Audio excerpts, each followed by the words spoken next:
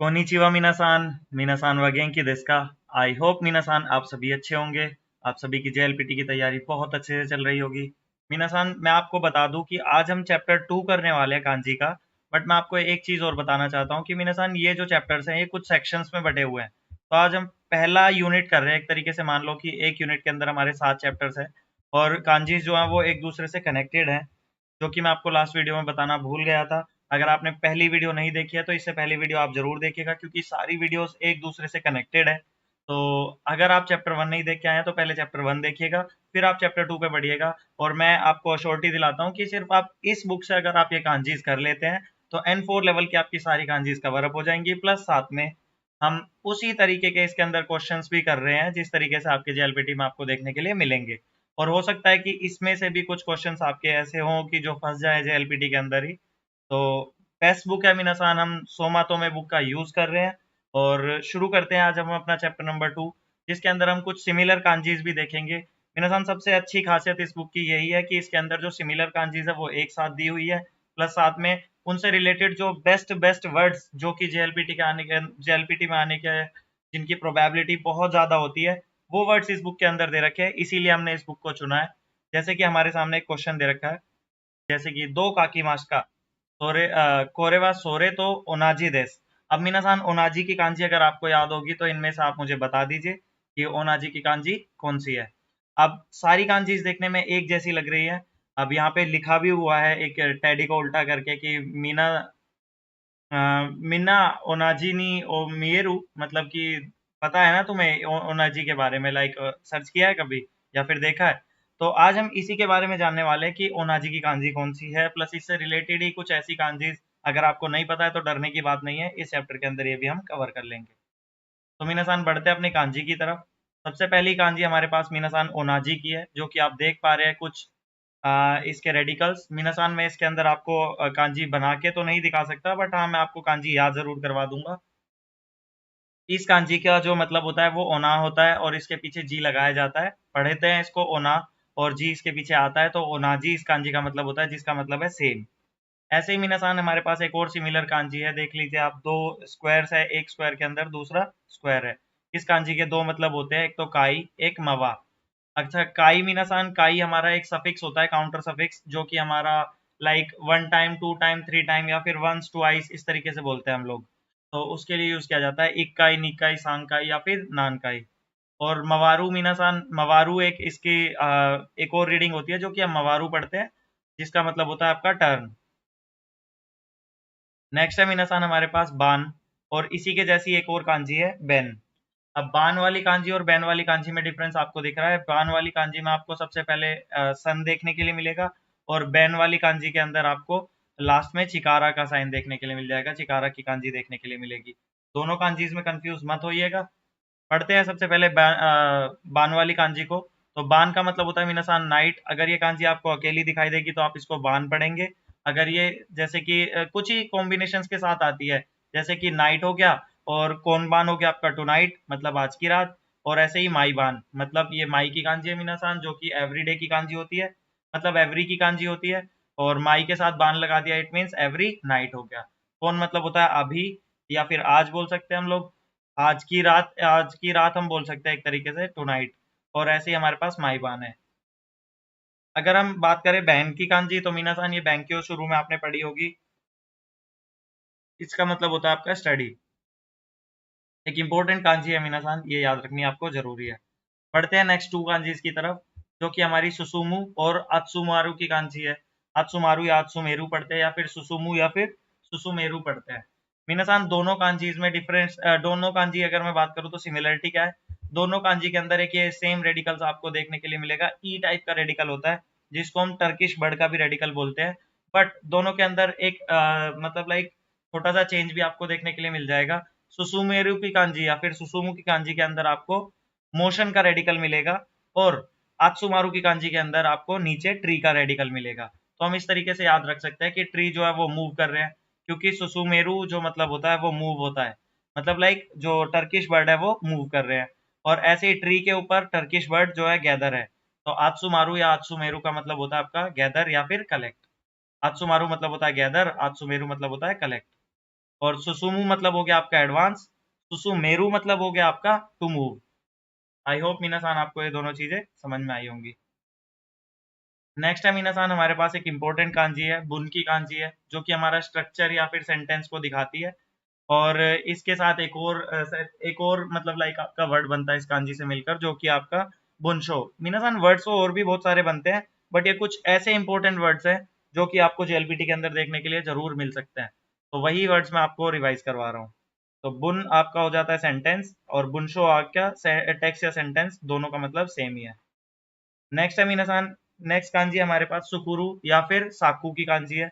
अब साकू से हमारा ऊपर और नीचे वाली कांजी को मिलाकर साकू बुन बनता है। साकू बुन मतलब हो गया आपका राइटिंग कंपोजिशन।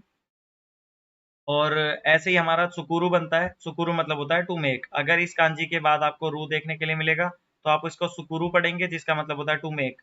ये कांजी आपको जगह जगह देखने के लिए मिलेगी। और साकू बुन इससे एक वर्ड बनता है। इस कांजी के साथ अगर ये बुन वाली कांजी मिल जाती है तो राइटिंग या कंपोजिशन बनता है। ऐसी हम मीनासान हमारे पास दो कांजी है, बिल्कुल सिमिलर सिमिलर कांजीज आपको देखने के लिए मिलेंगी। बट एक कांजी के अंदर आपको सिंगल ही लाइक एक रेक्टेंगल बोल सकते हैं, और इस कांजी के अंदर आपको एक स्क्वायर टाइप में देखने के लिए मिलेगा। जो पहली कांजी है वो हमारी सुकाऊ की कांजी है, यूज की कांजी हम जिसको बोलते हैं, जिसकी एक और रीडिंग होती है शी। अच्छा मीनासान, शी इसकी रीडिंग तब बनेगी जब ये किसी कांजी के साथ कॉम्बिनेशन में आएगी। जैसे कि एक इंपॉर्टेंट वर्ड है ताइशी कान। अब मीनासान ये कान जो है, कि ये कान आपको याद होना चाहिए वर्ड। कान की जो कांजी है ये आपको जगह जगह देखने के लिए मिलेगी, जैसे कि एगा कान, बुजुत्सु कान या फिर तोशो कान। ऐसी जगहों पर आपको देखने के लिए मिलेगी। और इसके साथ शी और ताइशी लगा हुआ है। ताइशी कान मतलब होता है आपका एम्बेसी, जो कि आपका एक इम्पोर्टेंट वर्ड है। ऐसे भी निशान अगर इसके साथ इसके पीछे ऊ लगा होगा तो आप इसको क्या पढ़ेंगे, सुकाऊ। सुकाऊ मतलब होता है टू यूज समथिंग, मतलब टू यूज। ऐसे ही मीनासान हमारे पास इसी के जैसी एक और कांजी है, बट आप यहाँ पे डिफरेंस, एक माइनर सा डिफरेंस है जो कि आप देख पा रहे हैं। इसके अंदर तो आपका जो ऊपर वाला स्लांटिंग रेडिकल है, मतलब एक तरीके से हम बोल सकते हैं जो लेटी हुई लाइन है वो नीचे की तरफ है और इसमें बिल्कुल ऊपर है। और साथ में एक छोटा सा पॉइंट और है हमारे पास, कि इसके अंदर एक सिंगल आपको रेक्टेंगल देखने के लिए मिलेगा, और इसके अंदर आपको एक प्रॉपर विंडो टाइप का, हम बोलते हैं इसको विंडो टाइप का रेडिकल होता है, मतलब लाइक एक स्क्वायर बोल सकते हैं हम लोग। ये आपको देखने के लिए मिलेगा, जो कि हमारा बेनरी की कांजी भी हम इसको बोलते हैं मीनासान, और कभी कभी इसकी रीडिंग बिन भी पढ़ी जाती है। अब बिन से तो हमारे पास सिर्फ एक ही वर्ड बनता है, यूबिन क्योकू, जिसका मतलब होता है आपका पोस्ट ऑफिस। पर मीनासान आपको ये वर्ड बेन जो है, बेनरी, ये वर्ड आपको जरूर देखने के लिए मिलेगा जेएलपीटी के अंदर। 101% आपको ये वर्ड देखने के लिए जरूर आएगा, जिसमें कि आप ये कांजी जो है इसको थोड़ा सा अच्छे से नोटिस करके देखिएगा। बेनरी मतलब हो गया आपका कन्वीनियंट। बट याद रखने वाली चीज ये है कि सिंगल, अगर हमारे पास लाइक हमारे पास एक सिंगल रेक्टेंगल आता है, या फिर हम बोल सकते हैं रेक्टेंगल वाली कांजी जो है वो सुकाऊ की है, और स्क्वायर वाली कांजी हमारे पास बेनरी की है। ये चीज याद रखने वाली है। इनसान यहाँ पे हमारी कांजी कंप्लीट होती है। अब कुछ कॉमन मिस्टेक जो कि बच्चे कर देते हैं पेपर के अंदर, जैसे कि बैंक्यो की कांजी। अब बैंक्यो की कांजी में आपको पता है कि चिकारा वाली कांजी जो है वो यूज होती है, सन वाली कांजी नहीं यूज होती। जो ये कांजी है ये हमारी बान की कांजी होती है, दैट मीन्स की नाइट की कांजी होती है। इस चीज को आपको याद रखना है। ऐसे ही हमारे पास नेक्स्ट है सुकाऊ की कांजी। जैसे कि मैं आपको बता चुका हूँ कि सुकाऊ की कांजी में सिंगल रेक्टेंगल आता है, और स्क्वायर वाली जो कांजी होती है वो आपकी वेनरी की कांजी होती है। ऐसे ही हमारे पास है नेक्स्ट साकुबुन। साकुबुन में आप जान सकते हैं कि इसके अंदर जो मिस्टेक बच्चे करते हैं, बुन की जो कांजी है वो कुछ इस तरीके से होती है, जिसके अंदर बच्चे चीची की कांजी लगा देते हैं। अब आत्सुमारु और आत्सुमेरु की कांजी, सुसुमु और आत्सुमेरु की कांजी में मीनासान मैं आपको ऑलरेडी डिफरेंस बता चुका हूँ।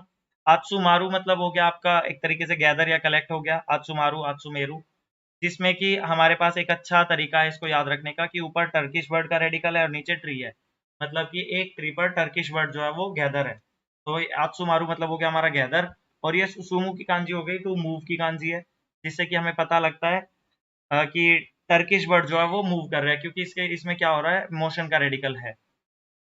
तो ये हमारा सुसुमेरु लिखा हुआ है और ये आत्सुमेरु लिखा हुआ है।